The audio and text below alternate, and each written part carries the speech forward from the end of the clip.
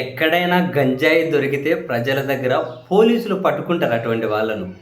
కానీ ఆంధ్రప్రదేశ్‌లో దారుణం ఏంటంటే, పోలీసుల దగ్గర అది కూడా ఇద్దరు ఎస్ఐలుండే కారులో గంజాయి, మద్యం బాటిల్లు దొరికితే ప్రజలు పట్టుకున్నారు. ప్రజలు పట్టుకుంటే అక్కడి నుంచి ఎస్ఐలు జారుకున్నారు. ప్రజలు పట్టుకుంటే. ఏదో వాళ్ళు పోయి తీసుకెళ్ళి అక్కడ ఆటోని గుద్దారు. ఆటోల వాళ్ళకి గాయాలయ్యాయి కాబట్టి అక్కడున్నోళ్ళు గుమిగూడారు, చుట్టుకున్నారు.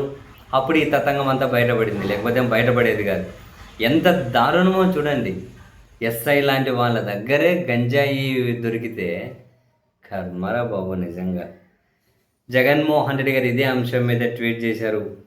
హే రామ్, గంజాయి, మద్యం అక్రమ రవాణాను అరికట్టాల్సిన పోలీసుల వాహనంలోనే గంజాయి, మద్యం బాటిళ్లు కనిపిస్తే రాష్ట్రంలో పరిస్థితులు ఎంత దారుణంగా దిగజారిపోయాయో చెప్పడానికి ఇంతకంటే సాక్ష్యం ఇంకేం కావాలి? చంద్రబాబు గారు అసలు రాష్ట్రాన్ని ఎక్కడికి తీసుకెళ్తున్నారు?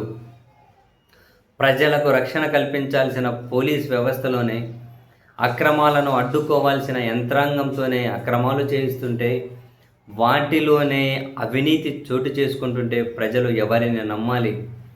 ఎవరికి ఫిర్యాదు చేయాలి? అఫ్కోర్స్ పోలీసుల మీద నమ్మకమో జనానికి పెద్దగా లేదు. ఫేర్గా ఏ అంశం మీదైనా పోలీసులు ఉంటారని జనం ఏ కోసైనా భావిస్తారు. అదే విషయం కన్నా నమ్మడమేంది, ఫిర్యాదు చేయడమేంది. కానీ ప్రకాశం జిల్లా అద్దంకి మండలం శంకవరప్పాడు వద్ద జరిగిన దాన్ని ఏదో ఒక్క ఘటనగా కొట్టి పారేయలేం. 2 ఏళ్లుగా వ్యవస్థలను ప్రజల కోసం కాకుండా రాజకీయ కక్ష సాధింపులకు, ప్రత్యర్థుల గొంతు నొక్కడానికి, మీ రెడ్ బుక్ రాజ్యాంగాన్ని అమలు చేయడానికి, మీ ఎమ్మెల్యేలతో కలిసి కలెక్షన్లు తెచ్చిపెట్టుకోవడానికి వాడుకున్న ఫలితమే ఈ పతనం. వ్యవస్థలను రాజకీయ ప్రయోజనాలకు, మీ కలెక్షన్లకు వాడుకుంటుంటే చివరికి అవి ఎంతగా భ్రష్టు పడతాయో ఈ ఘటన కళ్ళకు కడుతోంది.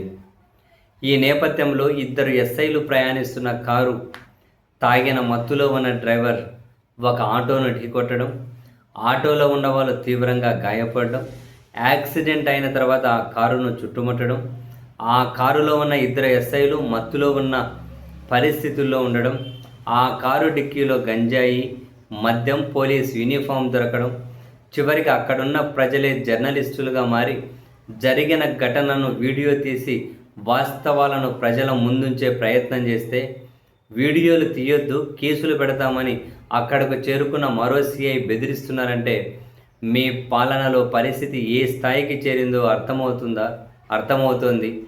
నిజాన్ని బయటపెట్టడమే నేరమవుతుందా? ప్రశ్నించడమే తప్పవుతుందా చంద్రబాబు? ఈ 2 పోలీస్ అధికారులు ప్రైవేట్ పార్టీలు నిర్వహించారని, మద్యం, గంజాయి అక్కడ వాడారని, ఆ పార్టీలో పలువురు టీడీపీ నేతలు పాల్గొన్నారన్న సమాచారం మరింత దిగ్భ్రాంతిని కలిగిస్తుంది. ఘటనా స్థలం నుంచి కారులో ఉన్న ఈ 2 పోలీస్ అధికారులను స్థానిక టీడీపీ నాయకులు తప్పించారన్న ఆరోపణలు కూడా అత్యంత తీవ్రమైనవి.